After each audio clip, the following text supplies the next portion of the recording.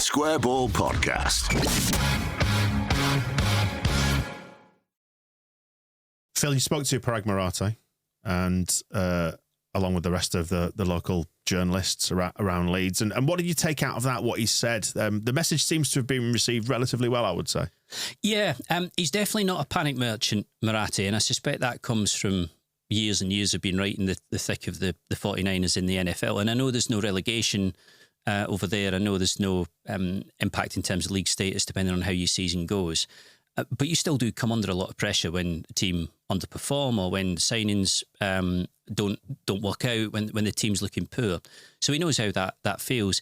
And I think, yeah, I've always found, I haven't spoken to him that much over the years, but when I have, I've always found him to be pretty calm and pretty steady and you know, not easily rattled by moments like that.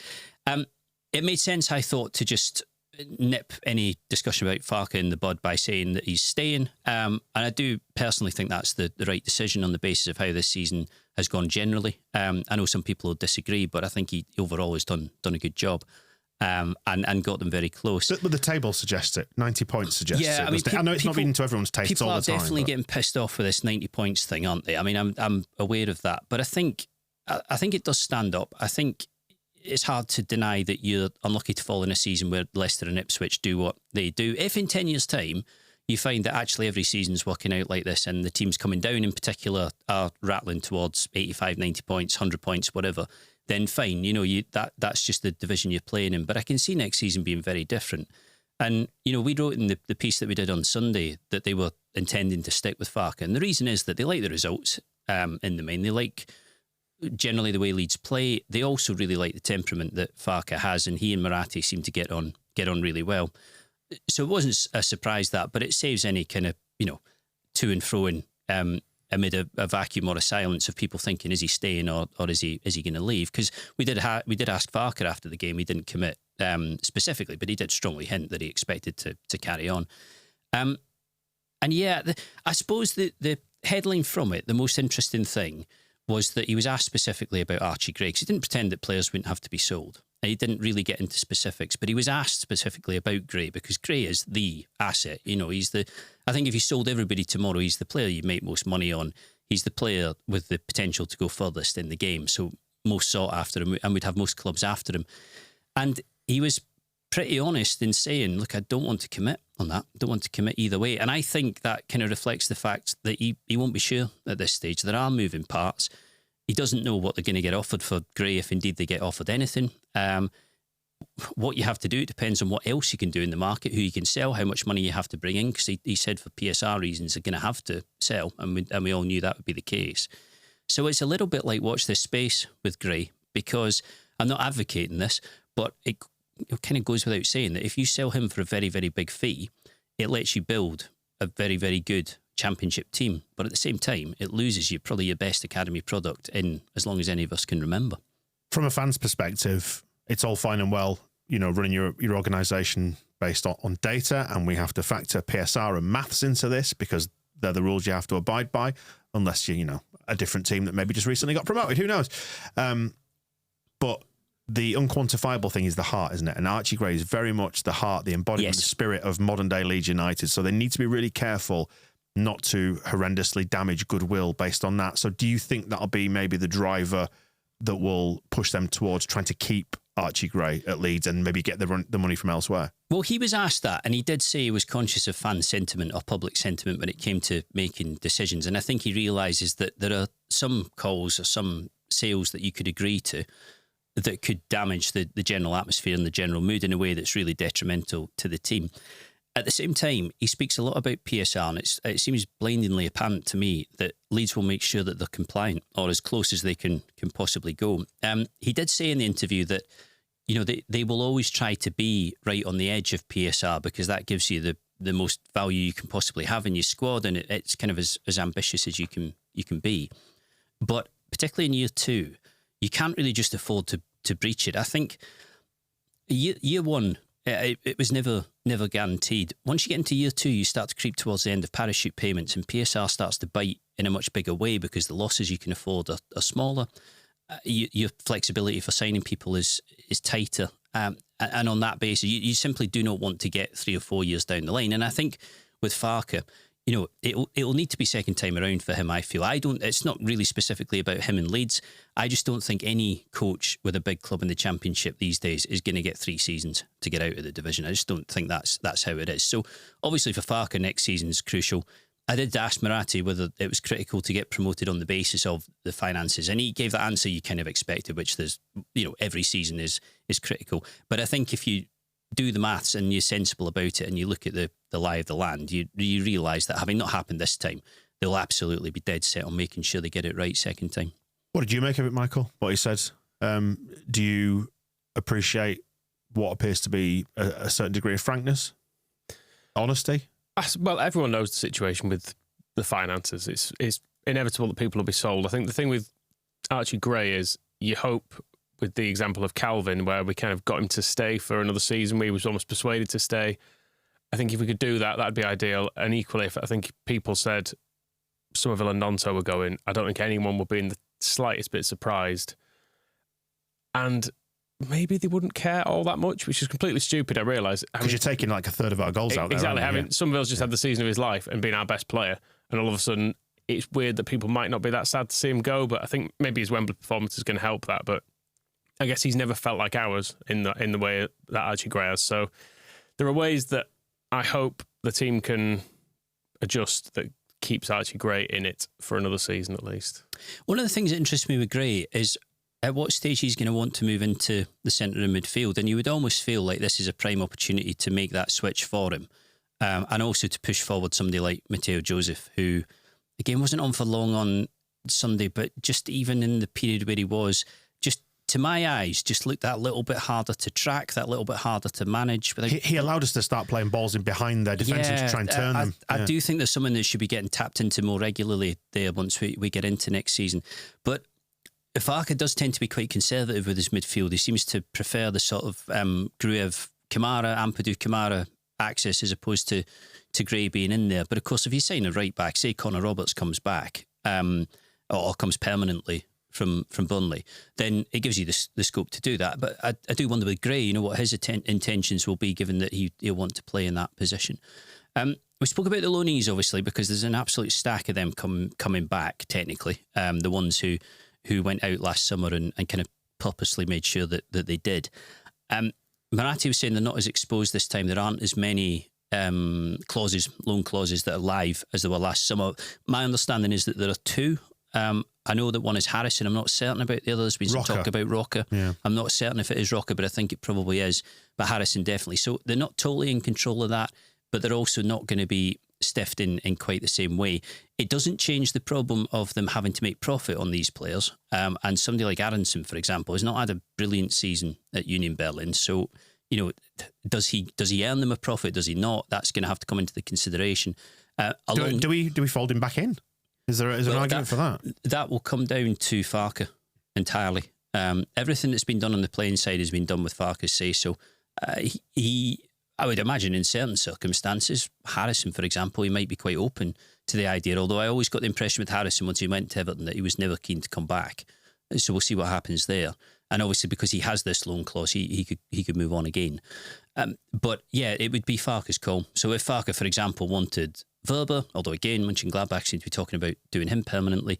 If he wanted Aronson mixed back in, if Aronson was willing to, then he could do. But you have the added problem beyond Farke of the crowd who, I suppose you would just be waiting for the first point at which it goes wrong for certain players or something doesn't happen, and the sort of underlying bad blood is there to be boiled. I suppose, though, sorry, I was going to say, I suppose if Farke is in charge of this and he's the one who then puts himself forward and says, well, look, this is my decision. Yeah. I've decided to reintegrate these players, so you've got to basically get on side, then how would you feel about that? Well, I do have memories of Belushi playing, I think it was Geisley, and just getting absolute abuse from the crowd. Yes. And part of me thinks that will be kind of justified for the way some of these players snivelled their way out of the place last year, having got us relegated. They were kind of it felt like a lot of them walked away with their hands up, as in like, there's nothing to do with me. Yeah. I don't see why I should have to take a pay cut just because this shit team's been relegated. The only thing I would say though is, don't you think it'd be worse if Leeds had got promoted and then these players had come back and said, I'll play in the Premier League again? Yeah, no, absolutely. I suppose to give them the due, if they came back and said, do you know what? Yeah, I will give it a crack in the Championship and let's try and get it done. then there's a bit more. It's a bit more of an olive branch, isn't it? Especially when we saw it with Nonto this season. Yeah. He went on a bit of a redemption arc, even if it didn't quite, go through all the way to fulfillment. The thing is, they may only be coming back because they have no other options. That which you would struggle to get around. You could say, well, get on board with that. I'm going to come back and play. It's like, because realistically, what's your other option? Nobody else wants you. But are we naive enough? Because you're a 24-year-old who can't stand up. Are we naive enough though to think that these are not just people doing a job? And as much as we have emotional attachment to a number of these players, we can't fool ourselves into thinking that this is anything other than transactional. From a professional footballer's point of view, Definitely. We don't get attached to them in the same way anymore, do we? Apart from the likes of Archie, who's come through the academy. Well, that was what was different about the Bielsa squad, was that people seemed to get massively attached to those players. But then again, I think part of the reason for that was that to look at them at face value before Bielsa got hold of them, there were a lot of us who didn't really seem to rate them particularly highly, or certainly didn't think that it had the makings of the best squad in the Championship, which he delivered. And I think it was the players going above and beyond what they'd done before and exceeding the kind of perceived limits that made people want them so much. I haven't had that same feeling about this squad, although I do think people respect the way they've played and have liked, a lot of the performances, even if there has been, this sort of argument about whether it's too passive or not ambitious enough. To stick my neck out a bit, I don't think Farke will necessarily be particularly bothered about any of these players coming back, which isn't to say that if the option's there to use them and he has a look in pre-season and likes what he sees, that he won't say, actually, do you know what, I'm going to reintegrate them. But if none of these players were involved again, it wouldn't be a huge surprise to me. Do you think any of them would be any good in the Championship? Because Harrison, yeah. Harrison definitely, but I've kind of written him off. Verba would be. Verba would be. I'm thinking of the ones that we're realistically going to get back, which are Aronson and Christensen, because no one's going to want them. I think Rasmus might be best finding a new home, don't you? Yes, I would agree. Aronson, I would have to lay eyes on again, really, because nothing in that season in the Premier League made me think that he was ready for that level of football. And it's not as if it gets any less physical in the Championship, but it does get slightly less technical. So perhaps that would help him. Again, I don't know. That relationship is not great, is it, between him and the crowd at Leeds?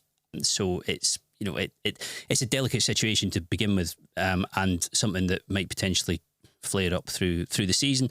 I think you're right, though. I think if Farke was to say, I want this player, he's going to be part of the squad, that's just the end of it, people would probably go with it. In the same way as they sort of respected his handling of Nonto and Sinisterra, which, bear in mind, that was sort of all occurring when Leeds were not starting particularly well. So it wasn't as if Leeds were flying and people were saying, well, we can do without them anyway. It doesn't matter. They genuinely felt like players who Farke needed. But there are times where you do want to see a manager kind of shake the fist a bit and stand the ground, and that was one of them. So I think there's enough credit in the bank for Farke to be able to say, I rate Aronson, I want him to play. I just don't see it happening. I think the thing with Aronson as well is he was in a team that was doing very badly, playing in a style that, I don't know, I know he'd come from a Red Bull style, but it seemed to blatantly not be working. Like the lack of space he had, the fact that he was normally there with another two midfielders stood on top of him, none of that worked. So if he came back and we played a style that allowed him to have a bit of space, maybe it turns around for him. It didn't feel like his game to me, really, but I sort of thought the tactics as they were under Marsh seemed to be what he'd been kind of drilled for and brought up for, and everything else just didn't work. But you're right, Leeds were not a good team. So for individuals to shine in that team was difficult. So a big takeaway from the Marathe conversation is it's going to be a summer of churn. That's without question. I do think the follow-up question to that is, do fans accept that? And is it almost welcome to a certain extent? Because like you say, I'm not entirely against the idea of selling Willy Nonto, for example, because in the end, at the time of the season when it mattered, he didn't really step up. And there is still some residual bad blood about wanting to leave as well. So if you can sell him, make that profit, helps you with PSR, helps you with cash, reinvest it in. From a personal point of view, we've still got some Willy Nonto mugs to sell. Right. So I mean, just stick around Willy until they've gone. Yeah, and then go whatever. I was bargaining with myself in the aftermath of it, thinking, well, if we sell Nonto, but we then got to keep Road on, I think most people would go with that. And I know it's not as simple as that, so I don't know why I'm even thinking it. But you do these little bits of maths in your head, and you're like, well, that might. But from a PSR point of view, for that. A PSR point of view, though, it does actually stack up, because if you sell Willie for, let's say, 25 million pounds, whatever it might be, he cost us like 5. So you bank in, and you bank it immediately. So 20 million's worth of profit. But then if you buy Rodon on a 4 or 5 year deal for 18 million quid, suddenly that's you're converting that into an outgoing of about 2 or 3 million. So you can spread it over a number of players. I'd be really surprised if they didn't have another go at Rodon. Yeah. I really would. I think we've spoken about that off mic, haven't we? Said we kind of doubted whether you'd get him again, but he seemed to really enjoy his time at Leeds.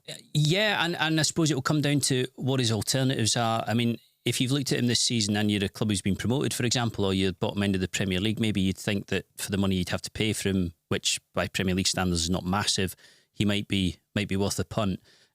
Tottenham tend to bargain pretty hard, which obviously means that financially Leeds we'd have to get it into the position that they wanted it to be in before they could actually press the button on it. But he's been so good this season and so steady in that position that you would just absolutely say, yeah, no, if you can get him back, then that fills the right side of defence, or the right side of the two centre-backs. Get it done. And I agree, really. There's definitely nothing bad about freshening up the squad, freshening up the starting lineup. I think they have to sort of face facts with Bamford a little bit. There's been another difficult season. He's had good spells. He's had not so good spells. He's finished the season injured. Is it going to be him at 9 again at the start of next season, or are they going to do something completely different? I mean, the sad thing about Pirro again on Sunday was that he kind of went from that dynamite performance against Norwich to being a bit anonymous against Southampton. And I would say latterly there have been more anonymous performances than there have been really strong ones. But again, you feel like if you can just harness what was done on that night at Elland Road, then you've got a good centre forward there. But I think they need another, and I think with Joseph, they should be pushing him through now. The Square Ball Podcast.